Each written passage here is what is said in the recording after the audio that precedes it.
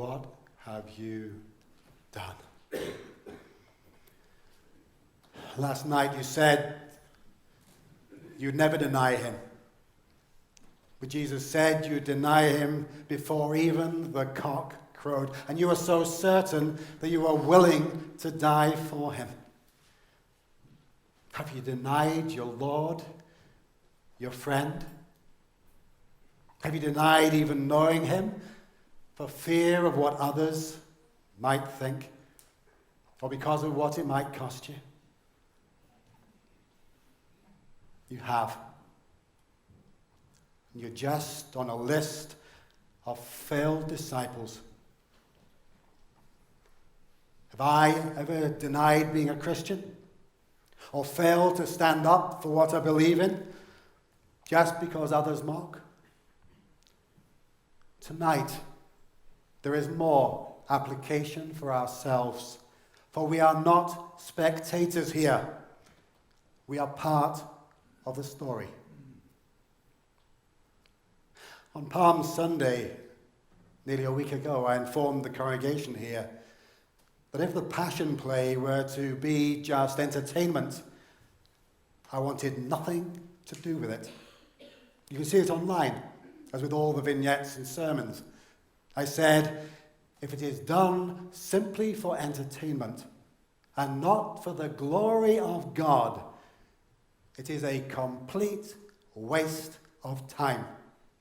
My earnest wish is that even one person would be moved to a deeper and better understanding of what Christ has done for us. And yet the reality is that it is already having an impact, and so I'm delighted. And may God bless it to the benefit of his kingdom.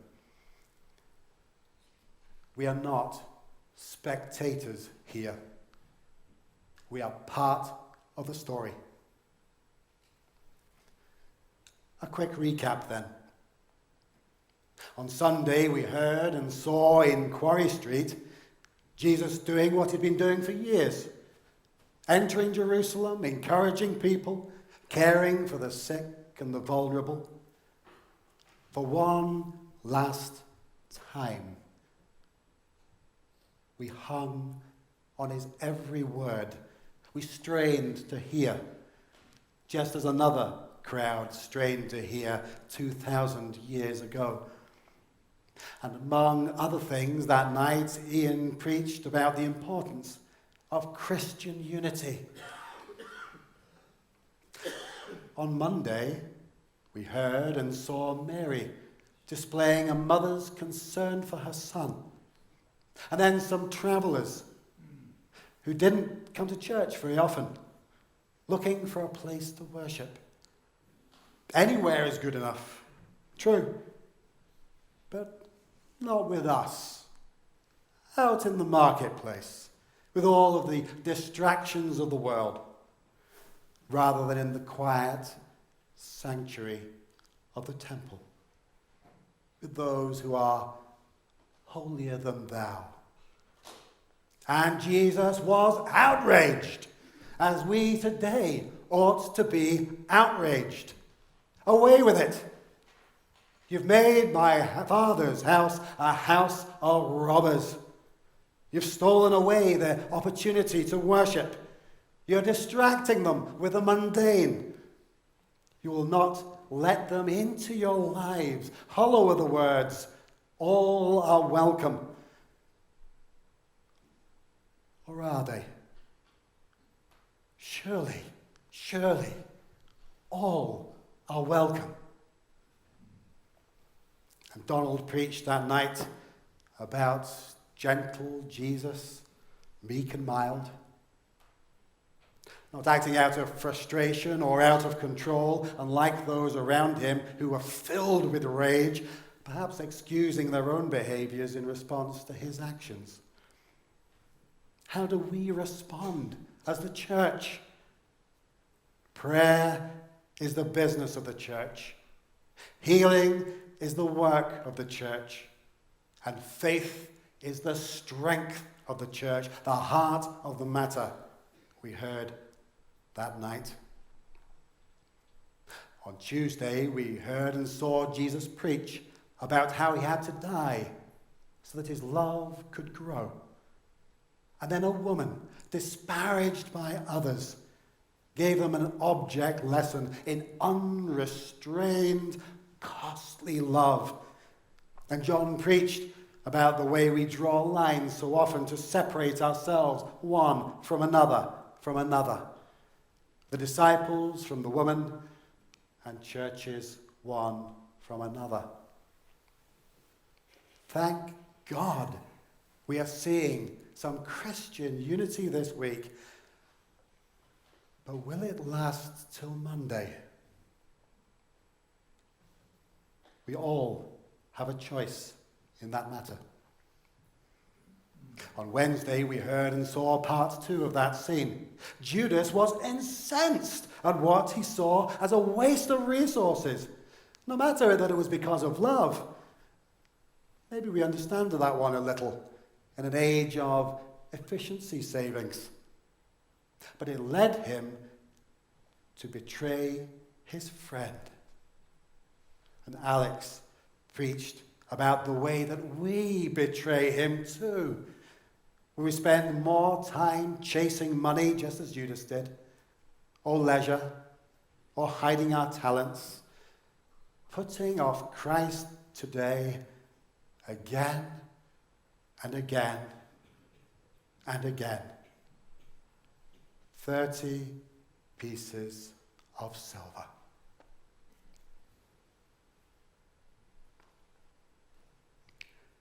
On Thursday, we heard and saw Jesus serving his disciples, caring for them, cleaning them, feeding them, and telling them to do likewise. His disciples served communion to the whole congregation, sharing Christ's love. 2,000 years later, we still have that task to do what Christ has done for us. And Joanne preached about those memorable words, some of which we considered at the vigil at St. John's just this afternoon, but particularly words about impending betrayal, uttered around a table of confused, humbled humans. But they were still offered a place at the table. And the offer is there for you. Always. Have you been living the story? We are not spectators. We are part of that story. We're imperfect humans, welcomed to the table. We are Judas, betraying Christ. We are Peter, denying him. And tonight we are the crowd, swayed by others and joining in the heckling. How did it feel to hear the testimony of the witnesses? To hear the trumped-up charges?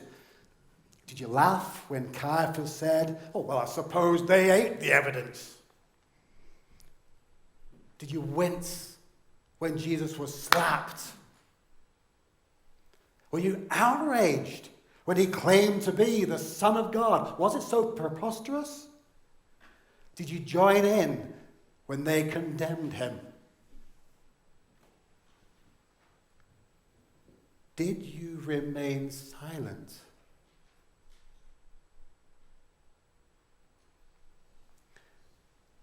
We are not spectators. We are part of the story. Were you silent? Pilate, too, would ultimately be silent, allowing him to go to his death. Did you fear for his safety when they led him away? Did you want to follow, to see? We will see shortly, but not just yet. Last night, Jesus served his disciples, and they were not spectators. They served us and continue to serve generation by generation by generation, and we serve one another still. And we serve a world that really doesn't know him. We can't afford to be silent. And tonight, he serves us again. Tonight, he gives his all. He doesn't tell us that he loves us. He shows us. He opens his arms to us on a cross. And he loves us to death. The first half of a story that ends on Sunday. He was judged. Tonight we saw him judged. We judged him. We judged him even in our silence. He was not what we expected. Perhaps we were horrified. But does he judge us? No. He redeems us. Regardless of what we may have done in life. Regardless of the betrayals, the denials, putting him off. Tonight, he tells you again, with actions more than words, I love you. You. Every last single one of you.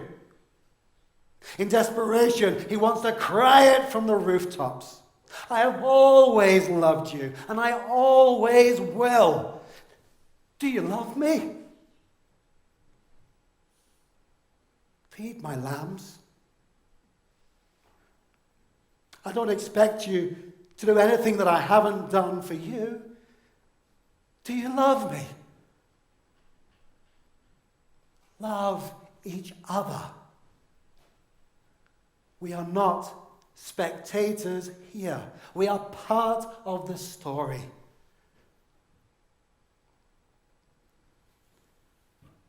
Things get darker, much darker, before the light of Easter morning.